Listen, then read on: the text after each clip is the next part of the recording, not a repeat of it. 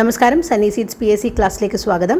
ജീവിതശൈലി രോഗങ്ങളാണ് ഇന്നത്തെ video discussion topic, life style disease. അപ്പോൾ നേരെ ക്ലാസ്സിലേക്ക് പോവാം. ജീവിതശൈലി രോഗങ്ങൾ എന്താണ്? ജീവിതശൈലി രോഗങ്ങൾ എന്ന് പറഞ്ഞാൽ തെറ്റായ ജീവിത രീതി, അതായത് ശരിയല്ലാത്ത ഭക്ഷണം, വ്യായാമക്കുറവ്, ഇങ്ങനത്തെ ഒരുപാട് കാരണങ്ങൾ, അതായത് അനാരോഗ്യകരമായ ജീവിതശൈലി രീതികൾ കൊണ്ട് ഉണ്ടാകുന്ന രോഗങ്ങളാണ് ജീവിതശൈലി രോഗങ്ങൾ എന്ന് പറയുന്നത്.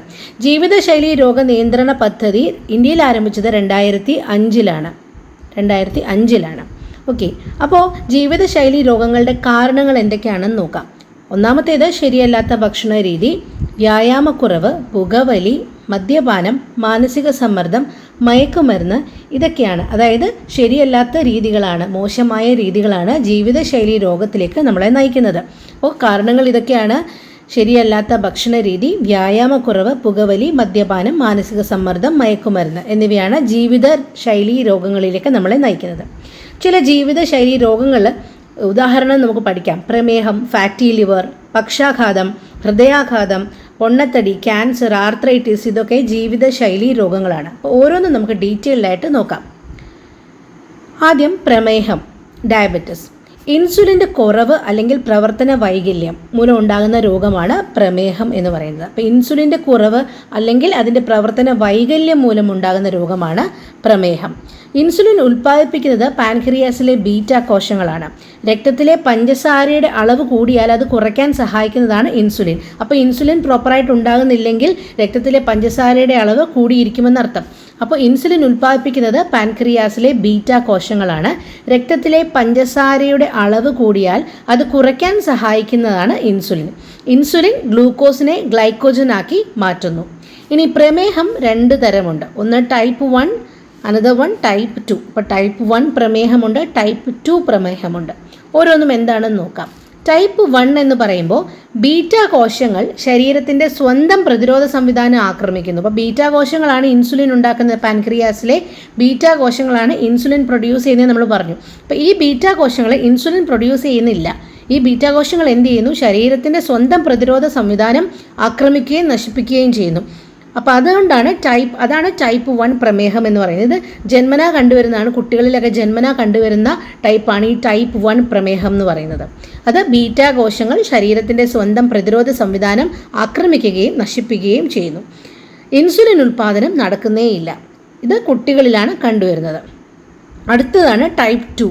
ടൈപ്പ് 2-ൽ പാൻക്രിയാസ് ആവശ്യത്തിന് ഇൻസുലിൻ ഉൽപ്പാദിപ്പിക്കാതെ ഇരിക്കുന്നു. അപ്പോൾ എന്ത് പറ്റും? രക്തത്തിലെ പഞ്ചസാരയുടെ അളവ് കൂടും. അങ്ങനെ അയാൾ പ്രമേഹ രോഗിയായിട്ട് മാറും. ഇൻസുലിൻ എന്താ ചെയ്യുന്നത്? രക്തത്തിലെ പഞ്ചസാരയുടെ അളവിനെ കൺട്രോൾ ചെയ്യുന്നതാണ് ഇൻസുലിൻ. അപ്പോൾ വേണ്ടത്ര ഇൻസുലിൻ ഉൽപ്പാദിപ്പിക്കപ്പെടാതെ ഇരിക്കുമ്പോൾ രക്തത്തിലെ പഞ്ചസാരയുടെ അളവ് കൺട്രോൾ ആകുന്നില്ല. അതുകൊണ്ട് രക്തത്തിലെ പഞ്ചസാരയുടെ അളവ് കൂടുന്നു. അങ്ങനെ അയാൾ പ്രമേഹ രോഗിയായിട്ട് മാറുന്നു. സാധാരണയായിട്ട് 40 വയസ്സിന് ശേഷമൊക്കെയാണ് സാധാരണ ടൈപ്പ് 2 ഡയബറ്റിക്സ് ഉണ്ടാകുന്നത്. നോക്കാം. ആൽഫ കോശങ്ങൾ, ബീറ്റാ കോശങ്ങളാണ് നമ്മൾ പറഞ്ഞ ഇൻസുലിൻ ഉൽപ്പാദിപ്പിക്കുന്നത്. ആൽഫ കോശങ്ങൾ ഉൽപ്പാദിപ്പിക്കുന്ന ഹോർമോണാണ് ഗ്ലൂക്കഗോൺ. അപ്പോൾ ഈ ഗ്ലൂക്കഗോണിൻ്റെ അപര്യാപ്തത എന്ത് പറ്റും? രക്തത്തിലെ പഞ്ചസാരയുടെ അളവിനെ ഗണ്യമായിട്ട് കുറയ്ക്കും. അപ്പോൾ ആൽഫ കോശങ്ങൾ ഉൽപ്പാദിപ്പിക്കുന്ന ഹോർമോണാണ് ഗ്ലൂക്കഗോൺ. ഈ ഗ്ലൂക്കഗോൺ കുറഞ്ഞാൽ രക്തത്തിലെ പഞ്ചസാരയുടെ അളവിനെ അത് ഗണ്യമായിട്ട് കുറയ്ക്കും. അതായത് 80 to 120 mg വേണ്ടടുത്ത് ക്രമാതീതമായിട്ട് കുറഞ്ഞു ഒരു 40-43 mg/100 ml എന്നുള്ള കണക്കിലേക്ക് വന്ന് നിൽക്കും. ആ സമയത്താണ് നമ്മൾ മരണത്തിനിടയാക്കാവുന്ന ഇൻസുലിൻ ഷോക്ക് ഉണ്ടാകുന്നത്. ഇൻസുലിൻ ഷോക്ക്, അതായത് ആൽഫ കോശങ്ങൾ ഉൽപ്പാദിപ്പിക്കുന്ന ഹോർമോണായ ഗ്ലൂക്കഗോൺ നമ്മുടെ ശരീരത്തിൽ ഇല്ലാതാവുകയും അല്ലെങ്കിൽ അതിൻ്റെ കുറവ് മൂലം ശരിയായ പ്രവർത്തനം നടക്കാതെ വരികയും രക്തത്തിലെ പഞ്ചസാരയുടെ അളവ് ഗണ്യമായിട്ട് താന്നു പോവുകയും ചെയ്യും. താന്ന് അതൊരു 43 mg ആകുമ്പോഴത്തേക്കും ഇൻസുലിൻ ഷോക്ക് സംഭവിക്കുന്നു. ഈ ഇൻസുലിൻ ഷോക്ക് മരണത്തിനിടയാക്കുന്നു. ക്ലിയർ? അടുത്തത്, രക്തത്തിലെ ഗ്ലൂക്കോസിൻ്റെ അളവ് കൂടുമ്പോൾ അത് വൃക്കയ്ക്ക് അരിച്ചു മാറ്റാൻ കഴിയാതെ വരികയും അവ മൂത്രത്തിലൂടെ പുറന്തള്ളപ്പെടുകയും ചെയ്യും. ഈ അവസ്ഥയെ ഗ്ലൈക്കോസൂരിയ എന്ന് പറയുന്നു. അപ്പോൾ രക്തത്തിൽ ഗ്ലൂക്കോസിൻ്റെ അളവ് കൂടുന്നു, അത് വൃക്കയ്ക്ക് ഫിൽട്ടർ ചെയ്ത് മാറ്റാൻ പറ്റാതെ വരുന്നു. അങ്ങനെ അത് മൂത്രത്തിലൂടെ, യൂറിനിലൂടെ പുറന്തള്ളപ്പെടുന്നു. ഈ അവസ്ഥയെ ഗ്ലൈക്കോസൂരിയ എന്ന് പറയുന്നു. ലോക പ്രമേഹ ദിനം എന്നാണ്? November 14 ശിശുദിനമാണെന്ന് ഓർത്തു വയ്ക്കാം. ലോക പ്രമേഹ ദിനവും അന്നാണ് November 14. അടുത്ത് നോക്കാം. പ്രമേഹം മൂലം കണ്ണിലെ പ്രകാശഗ്രാഹികളായ റെറ്റിനയിലേക്കുള്ള രക്തക്കുഴലുകൾക്ക് കേടുപാടുകൾ സംഭവിച്ച് കാഴ്ച നഷ്ടപ്പെടുന്ന അവസ്ഥയാണ് ഡയബറ്റിക് റെറ്റിനോപ്പതി. അപ്പോൾ പ്രമേഹം കണ്ണിലുണ്ടാക്കുന്ന പ്രശ്നമാണ്, കണ്ണിൽ അതിനെ കേടുപാടുകൾ ഉണ്ടാക്കി കാഴ്ച നഷ്ടപ്പെടുത്തുന്ന അവസ്ഥയാണ് ഡയബറ്റിക് റെറ്റിനോപ്പതി. പ്രമേഹം മൂലം കണ്ണിലെ പ്രകാശഗ്രാഹികളായ റെറ്റിനയിലേക്കുള്ള രക്തക്കുഴലുകൾക്ക് കേടുപാടുകൾ സംഭവിച്ച് കാഴ്ച നഷ്ടപ്പെടുന്നു. അതായത് പ്രമേഹം മൂലം കാഴ്ച നഷ്ടപ്പെടുന്നതാണ് ഡയബറ്റിക് റെറ്റിനോപ്പതി എന്ന് പറയുന്നത്. ക്ലിയർ ആണോ? റിവൈസ് ചെയ്യണ്ടല്ലോ, പറയണോ? ഓക്കെ. പ്രമേഹം ഇൻസുലിൻ്റെ കുറവ് അല്ലെങ്കിൽ പ്രവർത്തന വൈകല്യം കാരണം ഉണ്ടാകുന്ന രോഗമാണ് പ്രമേഹം. ഇൻസുലിൻ ഉൽപ്പാദിപ്പിക്കുന്നത് പാൻക്രിയാസിലെ ബീറ്റാ കോശങ്ങളിലാണ്. രക്തത്തിലെ പഞ്ചസാരയുടെ അളവ് കൂടിയാൽ അത് കുറയ്ക്കാൻ സഹായിക്കുന്നതാണ് ഇൻസുലിൻ.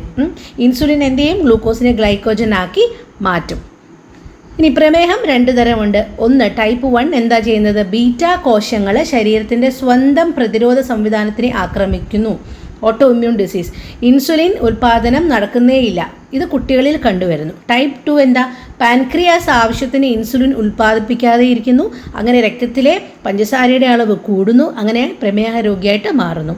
ആൽഫ കോശങ്ങൾ ഉൽപ്പാദിപ്പിക്കുന്ന ഹോർമോണാണ് ഗ്ലൂക്കഗോൺ. ഗ്ലൂക്കഗോണിൻ്റെ അപര്യാപ്തത രക്തത്തിലെ പഞ്ചസാരയുടെ അളവിനെ ഗണ്യമായിട്ട് കുറയ്ക്കും. അങ്ങനെ കുറഞ്ഞ ഒരു 43 mg/100 ml എന്നീ കണക്കിൽ വന്ന് നിൽക്കുമ്പോഴാണ് ഇൻസുലിൻ ഷോക്കുണ്ടായി രോഗി മരിക്കുന്നത്. ഓക്കെ. ഇനി രക്തത്തിലെ ഗ്ലൂക്കോസിൻ്റെ അളവ് കൂടുമ്പോൾ അത് വൃക്കയ്ക്ക് ഫിൽട്ടർ ചെയ്ത് മാറ്റാൻ പറ്റാതെ വരികയും അത് മൂത്രത്തിലൂടെ പുറന്തള്ളപ്പെടുകയും ചെയ്യുന്ന അവസ്ഥ എന്ന് പറയും ഗ്ലൈക്കോസൂറിയ എന്ന് പറയും. ലോക പ്രമേഹ ദിനം November 14 ആണ്. ഡയബറ്റിക് റെറ്റിനോപ്പതി എന്താ?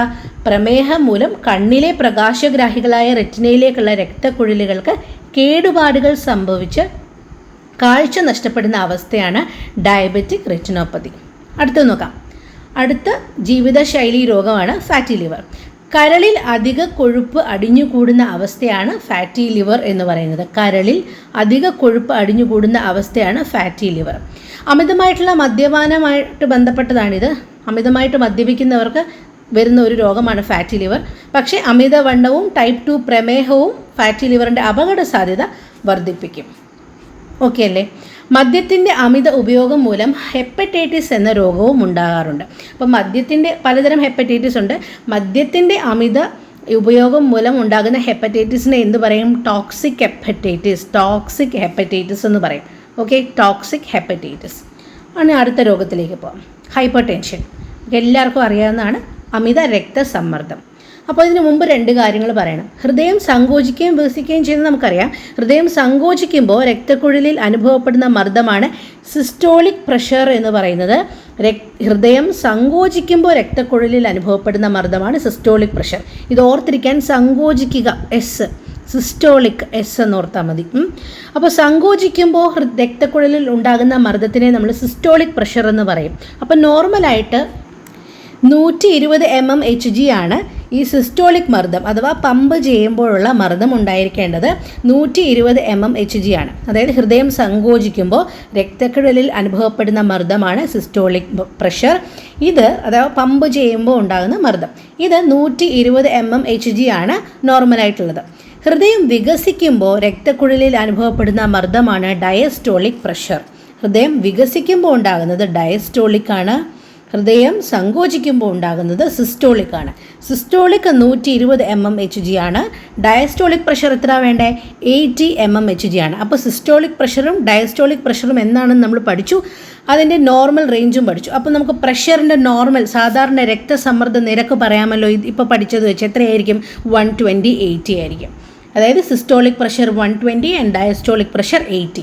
അപ്പോൾ അങ്ങനെയാണ് നോർമൽ രക്തസമ്മർദ്ദ നിരക്ക് എന്ന് പറയുന്നത് 120/80 mmHg ആയിരിക്കണം.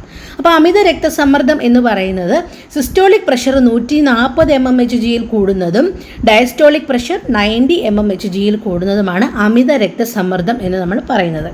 ക്ലിയർ? ഒന്നുകൂടി പറയാം. ഹൈപ്പർ ടെൻഷൻ, അമിത രക്തസമ്മർദ്ദം ഒരു ജീവിതശൈലി രോഗമാണ്. അപ്പം നമ്മളത് ഹൃദയം സങ്കോചിക്കുമ്പോൾ രക്തക്കുഴലിൽ ഉണ്ടാകുന്ന മർദ്ദം സിസ്റ്റോളിക് പ്രഷറാണ്. അത് 120 mmHg ആണ് നോർമൽ. ഹൃദയം വികസിക്കുമ്പോൾ രക്തക്കുഴലിൽ അനുഭവപ്പെടുന്ന മർദ്ദമാണ് ഡയസ്റ്റോളിക് പ്രഷർ. 80 mmHg ആണ് നോർമൽ.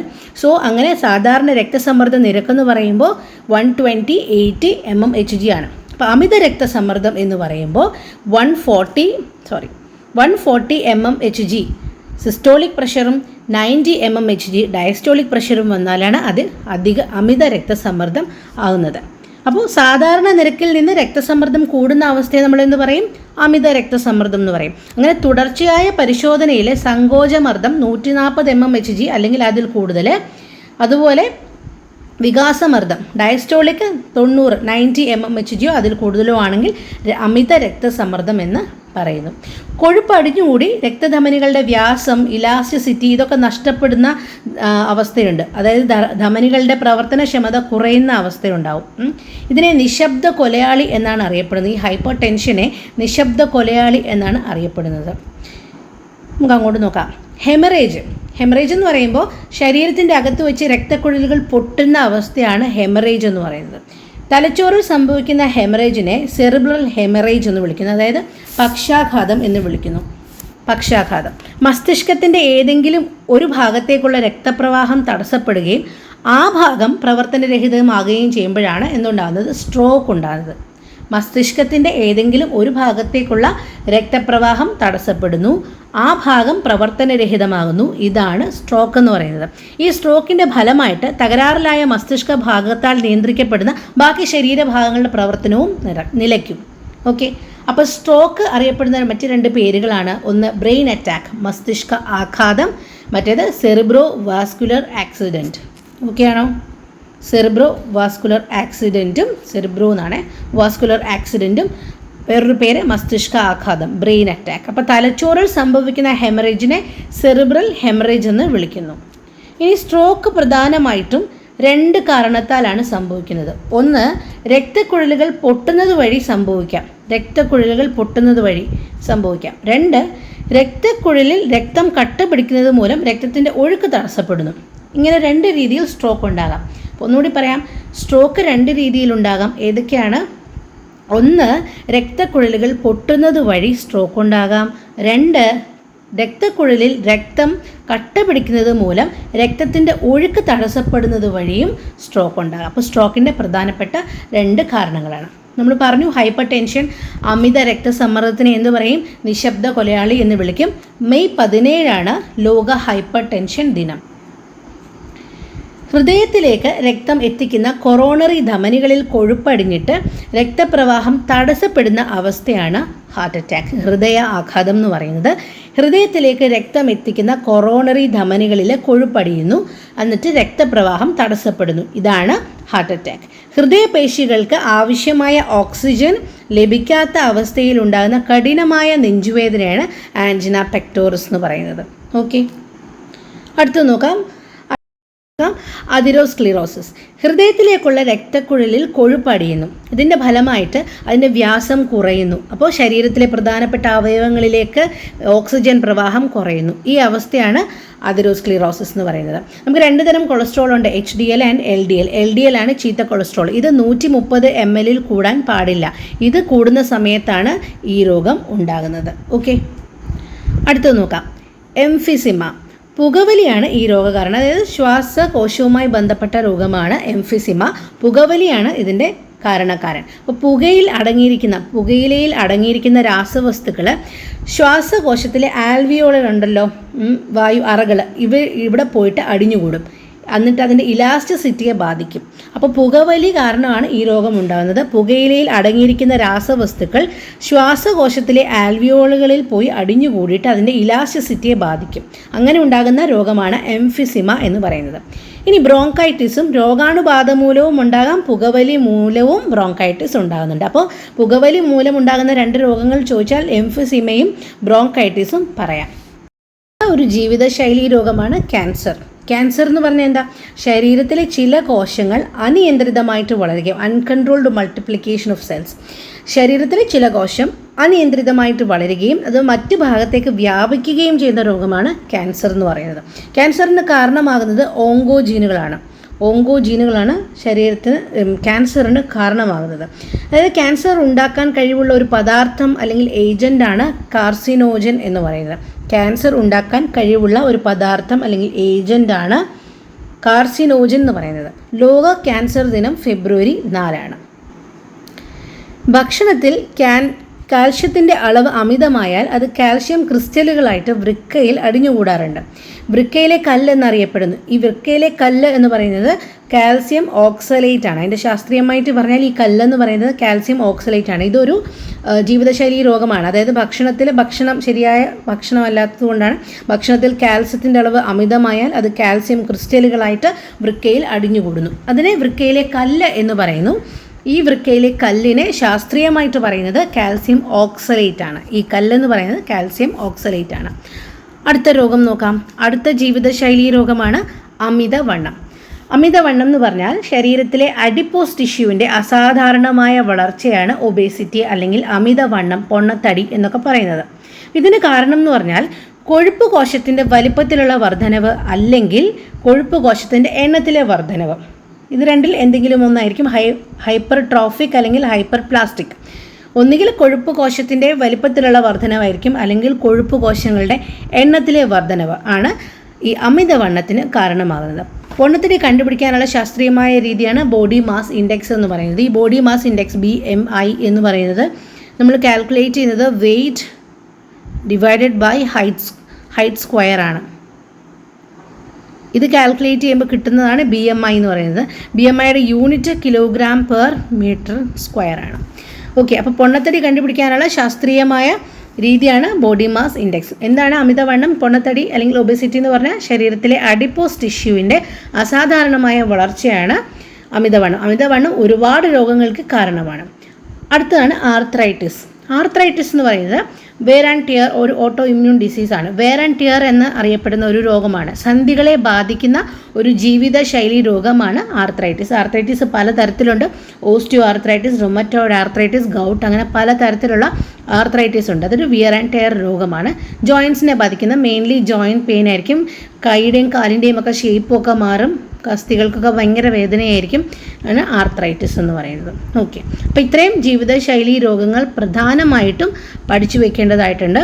നമുക്ക് ഓടിച്ചിട്ട് പഠിച്ച കാര്യങ്ങൾ ഒന്ന് റിവൈസ് ചെയ്തിട്ട് ഈ സെഷൻ വൈൻഡപ്പ് ചെയ്യാം. അപ്പോൾ എന്താണ് ജീവിതശൈലി രോഗം?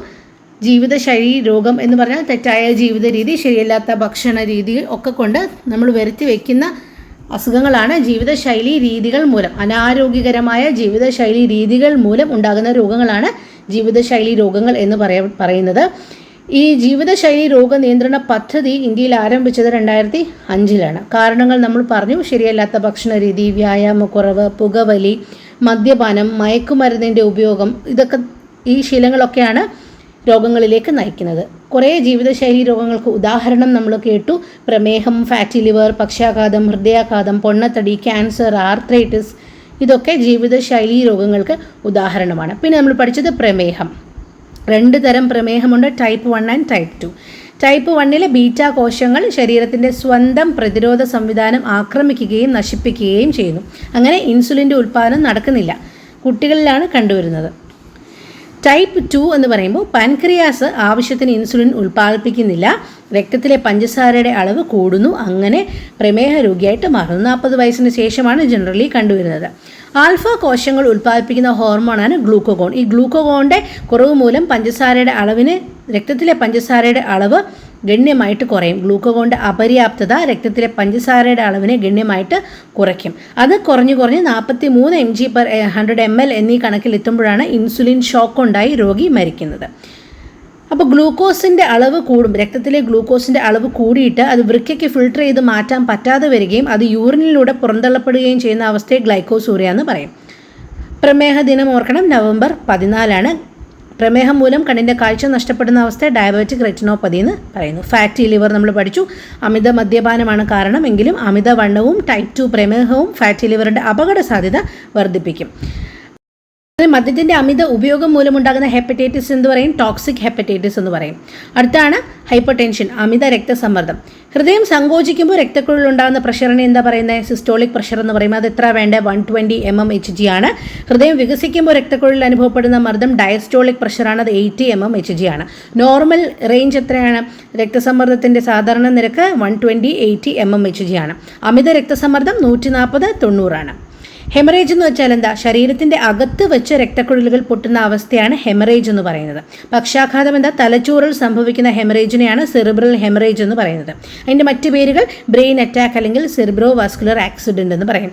സ്ട്രോക്ക് 2 രീതിയിലുണ്ടാകാം. എന്തൊക്കെയാണ്? രക്തക്കുഴലുകൾ പൊട്ടുന്നത് വഴിയും ഉണ്ടാകാം, രക്തക്കുഴലിൽ രക്തം കട്ട പിടിക്കുന്നത് മൂലം രക്തത്തിൻ്റെ ഒഴുക്ക് തടസ്സപ്പെടുന്നത് വഴിയും ഉണ്ടാകാം. ഈ ഹൈപ്പർ ടെൻഷനെ അമിത രക്തസമ്മർദ്ദത്തിനെ നിശബ്ദ കൊലയാളി എന്ന് വിളിക്കും. മെയ് 17 ലോക ഹൈപ്പർ ടെൻഷൻ ദിനം. ഹാർട്ട് അറ്റാക്ക് നമ്മൾ പഠിച്ചു.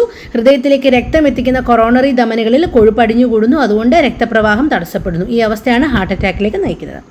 ഹൃദയപേശികൾക്ക് ആവശ്യമായ ഓക്സിജൻ ലഭിക്കാത്ത അവസ്ഥയിലുണ്ടാകുന്ന കഠിനമായ നെഞ്ചുവേദന ആൻജിന പെക്ടോറസ് എന്ന് പറയും. അതിരോക്ലിറോസിസ് നമ്മൾ പഠിച്ചു. എന്നാണ് ഹൃദയത്തിലേക്കുള്ള രക്തക്കുഴലുകളിൽ കൊഴുപ്പ് അടിഞ്ഞുകൂടുന്നു, അതുകൊണ്ട് തന്നെ ശരീരത്തിൻ്റെ പ്രധാന അവയവങ്ങളിലേക്ക് ഓക്സിജൻ പ്രവാഹം കുറയുന്ന അവസ്ഥയാണ് ഈ അസുഖം ഉണ്ടാകുന്നത്. എംഫിസിമ എന്താ? പുകവലി ആണ് ഈ രോഗം ഉണ്ടാക്കുന്നത്.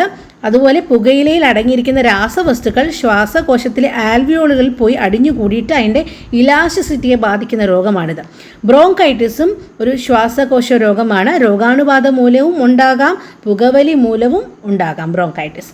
അടുത്തത് ക്യാൻസർ. ക്യാൻസർ എന്നാൽ എന്താണ്? ശരീരത്തിലെ ചില കോശങ്ങൾ അനിയന്ത്രിതമായിട്ട് വളരുകയും ശരീരത്തിൻ്റെ മറ്റു ഭാഗങ്ങളിലേക്ക് വ്യാപിക്കുകയും ചെയ്യുന്ന രോഗമാണ് ക്യാൻസർ. ക്യാൻസറിന് കാരണമാകുന്നത് ഓങ്കോജീനുകളാണ്. ക്യാൻസർ ഉണ്ടാക്കാൻ കഴിവുള്ള ഒരു പദാർത്ഥം അല്ലെങ്കിൽ ഏജൻ്റാണ് കാർസിനോജൻ. ലോക ക്യാൻസർ ദിനം ഫെബ്രുവരി 4.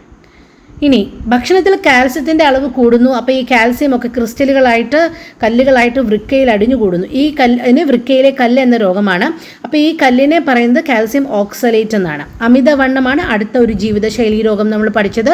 ശരീരത്തിലെ അഡിപ്പോസ് ടിഷ്യൂവിൻ്റെ അസാധാരണമായ വളർച്ചയാണ് അമിതവണ്ണം. ഇതിന് കാരണമാകുന്ന എന്തൊക്കെയാണ്? ഒന്നുകിൽ കൊഴുപ്പ് കോശത്തിൻ്റെ വലിപ്പത്തിലുള്ള വർധനവ്, അല്ലെങ്കിൽ കൊഴുപ്പ് കോശങ്ങളുടെ എണ്ണത്തിലുള്ള വർധനവ്. ഇനി പൊണ്ണത്തടി കണ്ടുപിടിക്കാനുള്ള ശാസ്ത്രീയമായ രീതി എന്താണ്? Body mass index BMI. Arthritis ആണ് നമ്മൾ ലാസ്റ്റ് പഠിച്ചത്. വെയർ ആൻഡ് ടെയർ രോഗം എന്നറിയപ്പെടുന്നു. സന്ധികളെ ബാധിക്കുന്ന ഒരു ജീവിതശൈലി രോഗമാണ്. പലതരമുണ്ട്: osteo arthritis, rheumatoid arthritis and gout. ഇത്രയുമാണ് പ്രധാനപ്പെട്ട ജീവിതശൈലി രോഗങ്ങൾ.